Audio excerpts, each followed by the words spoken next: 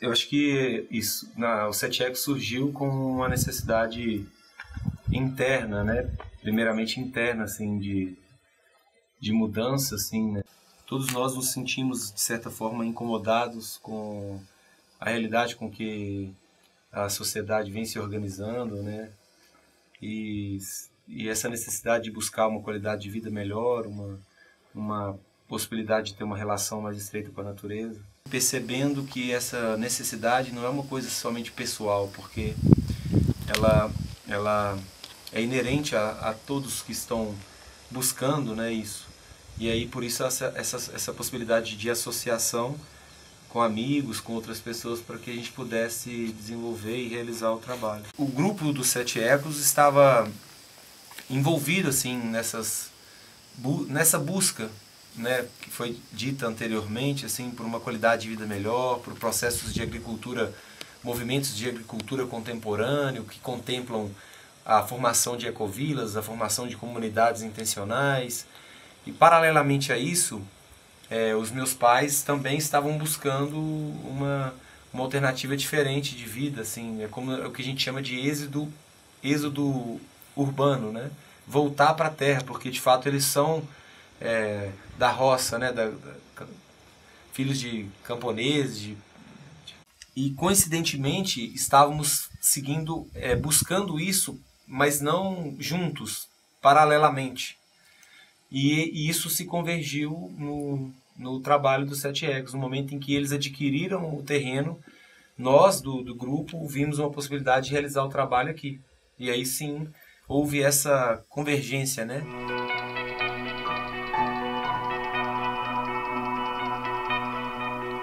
A área, esse lugar sofreu, como tantos outros lugares vêm sofrendo com a especulação imobiliária. E então quando nós viemos para cá, a área era muito degradada, né? E então a gente teve que se dedicar, dar um tempo, um bom tempo para que a área fosse recuperada. Então essa foi a primeira atividade que a gente realizou. Agora, sempre tivemos como objetivo principal a autossuficiência na produção de alimentos.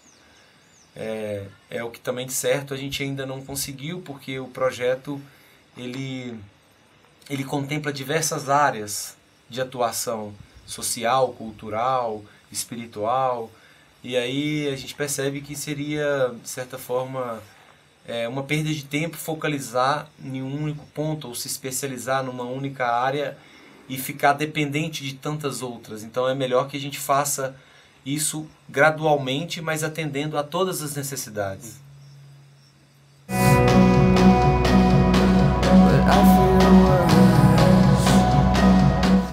Estamos numa parte alta e a água aqui é um recurso escasso, bem escasso. Então uma alternativa que se associou, tendo uma visão ampla do projeto, estávamos recuperando a área degradada, que consiste, né, num processo de supressão de áreas vegetais, de suprimir vegetação, deixar o solo exposto, para que a própria água da chuva possa causar essas valas e, enfim, acelerar esse processo de vassourocas, de erosão. Visto que temos aqui, então, um problema que seria a vassourocca e a falta de água, por que não utilizar do processo de recuperação da área, digamos, invertendo esses valores ou invertendo esses problemas e transformando-os em solução? Essa água foi direcionada, canalizada para sistemas de captação, já, de certa forma, mitigando, amenizando a erosão que já estava ocorrendo, né?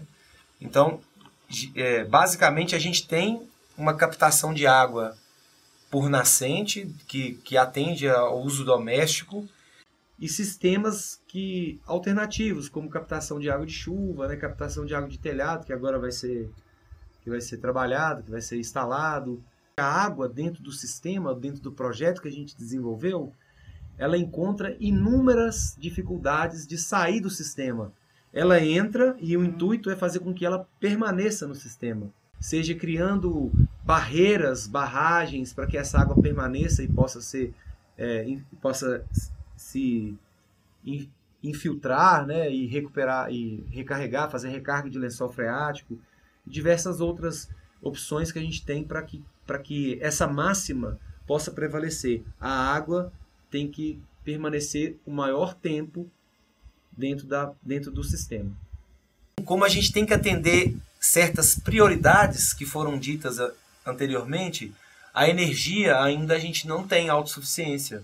A energia ainda a energia que nos é fornecida por concessionária, né, por empresa de abastecimento mesmo, assim. Porém, a gente tem projetos já, planejamentos, assim, né, projetos já feitos para execução de sistemas alternativos, como, por exemplo, aqui venta muito, uma captação de energia eólica, e também a insolação é muito bem-vinda, né, muito aproveitada, e aí a gente quer também ter sistemas de captação de energia solar.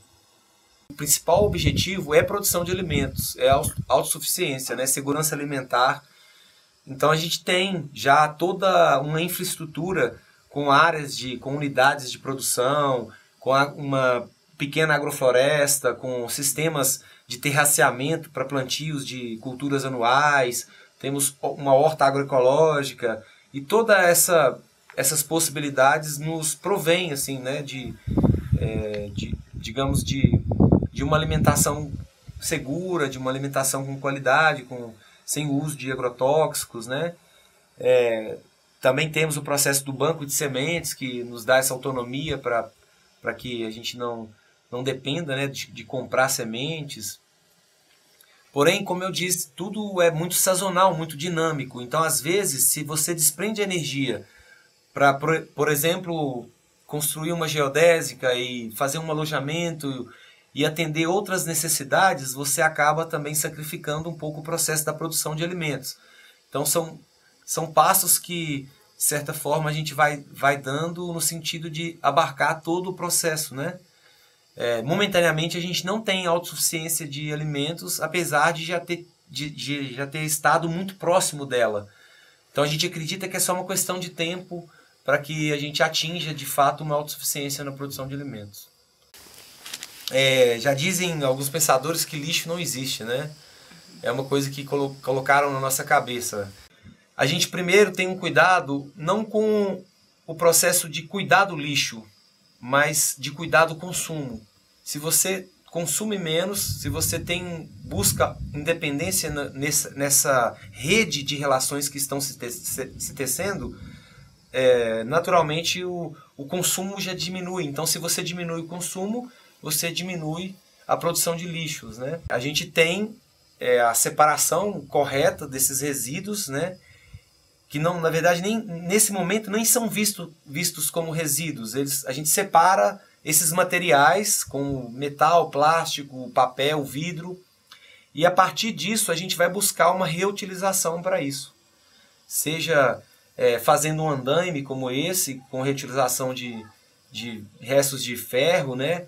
Seja o telhado de PET, como a gente viu, com restos de garrafa, seja a parede de garrafa long neck com restos de garrafa de vidro, seja o processo de introduzir certos tipos de papéis na compostagem para produção de adubo. E aquilo que de fato não temos como reaproveitar, a gente leva, quando vamos até a cidade, levamos isso para uma reciclagem. Então, de certo, a gente ainda recebe, a gente vende esse material, mesmo que em valor ínfimo, a gente ainda está vendendo esse material, né, que é um valor ínfimo, mas que pode cobrir algum gasto, alguma despesa com combustível, com outra...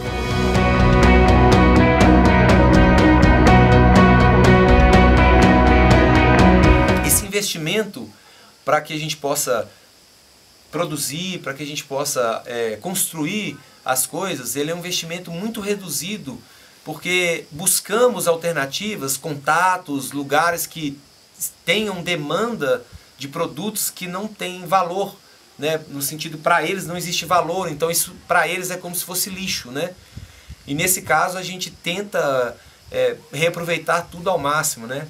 Mas também não quero iludir, é claro que existe o dinheiro, né, para um processo de investimento.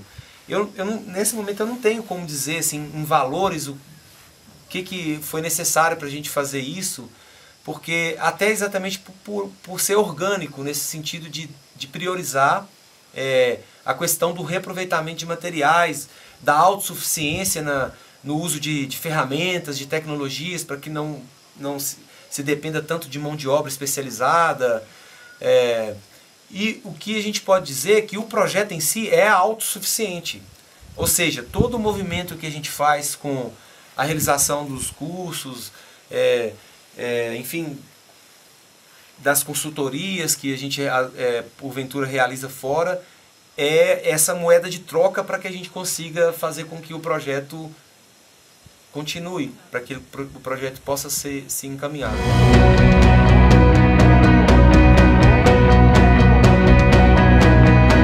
Todo esse trabalho, todo esse serviço que estamos prestando, toda essa possibilidade de troca de conhecimentos das pessoas que trazem coisas novas aqui nos cursos e que levam coisas novas para a vida delas, só é possível através do processo tecnológico, assim como a internet, né? E tantas outras ferramentas que são utilizadas para a construção, para a execução dos nossos trabalhos. Então, a gente acredita que a tecnologia ela tem que servir de fato ao homem, e seria, acredito que um certo radicalismo da nossa parte excluir o processo tecnológico de tudo isso que a gente está fazendo. Muito pelo contrário, a gente até sente que os processos tecnológicos aqui ainda estão engatinhando, né? Então, o uso da informação, o uso de processos em código aberto, essa construção coletiva e aperfeiçoamento de técnicas, de materiais, como eu disse anteriormente, a autonomia do nosso projeto para a execução dos trabalhos está na parte tecnológica, no uso de equipamentos sofisticados, de equipamentos precisos que vão te dar a condição de executar um serviço à altura do que ele necessita. Então, tem uma visão muito, muito simples assim de que é necessário que a tecnologia caminhe junto com todo esse processo. Aliás, é muito bem-vinda para que facilite a nossa vida, né? E que a gente possa ter um tempo maior para o ócio criativo e para inspirações e visões, né? Para ser visionário e enxergar até onde o projeto pode chegar em determinado momento, enfim.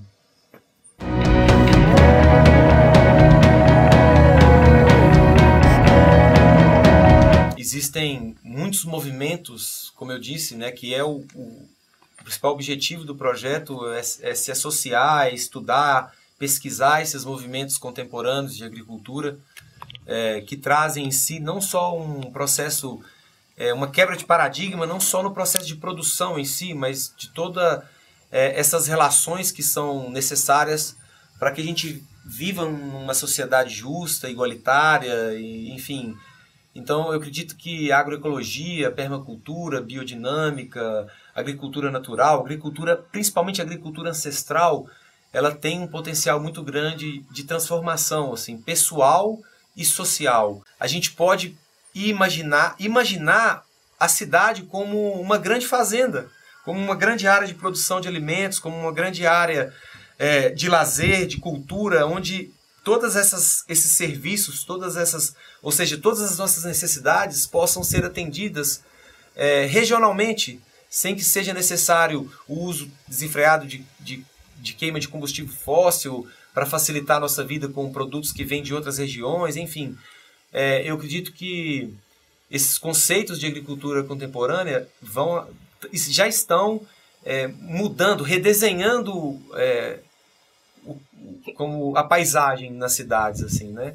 E eu acho que isso só tende a aumentar, tanto por uma questão ideológica quanto por uma questão de necessidade. Não é necessário sair da cidade para se ter uma qualidade de vida, né? Muito pelo contrário, a gente pode ter todo acesso a essa prestação de serviço, a essa conveniência, mas tendo rios limpos, tendo uma produção de alimento orgânica, tendo um processo de transporte urbano, transporte coletivo eficiente, enfim, uma educação de qualidade, eu acho que tudo isso daqui para frente tende e vai caminhar cada vez mais junto.